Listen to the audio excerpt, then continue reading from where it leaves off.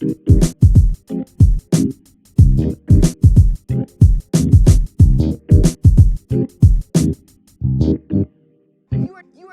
are not doing this for the sake of art. Only things that are created and not destruct. Whatever it is to look forward to and whoever it is to chase that I name it way. If it works on the page, I know I can make it work on the movie screen.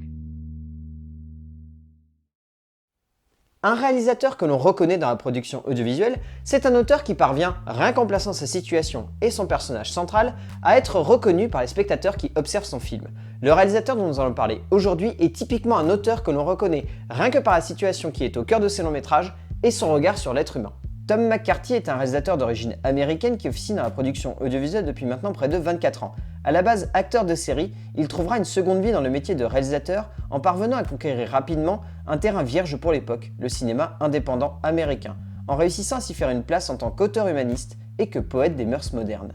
Poète et contemplateur de l'être humain dans sa solitude la plus lancinante. C'est ce qui définit le mieux et de manière lyrique le caractère de ce réalisateur, car il est un grand amoureux de la marginalité de ses protagonistes. Des héros solitaires qui ne font que passer dans notre monde, mais que McCarthy va iconiser comme chevalier de la plus grande qualité de l'être humain, l'altruisme. Chacun des personnages développés et décortiqués par McCarthy ne semble au premier abord que chercher à passer un peu de temps sur Terre, quitte à s'éloigner des autres.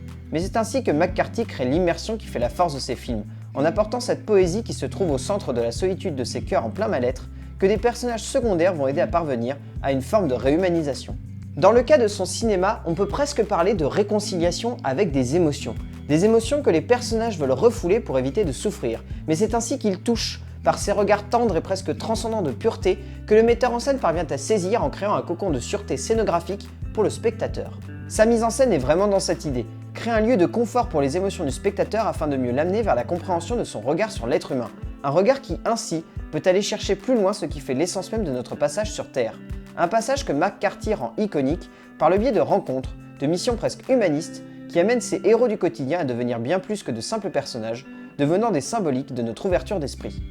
Rarement le cinéma n'avait atteint un si haut sommet d'humanisme que grâce à l'esprit fin et envoûtant du cinéma de McCarthy qui parvient à saisir ce petit quelque chose qu'il manque à beaucoup de métrages.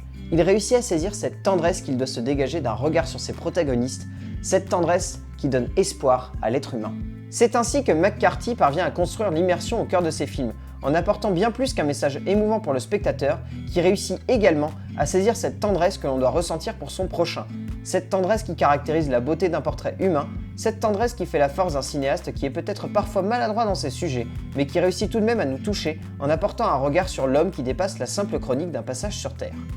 Plonger dans la filmographie de Tom McCarthy, c'est laisser un humaniste nous bercer par son regard tendre et émouvant sur son prochain, comme le fera un poète avec un vers. Véritable auteur lyrique et contemplateur de l'émotion humaine, McCarthy a ce petit plus qui caractérise son cinéma, une sincérité transcendante.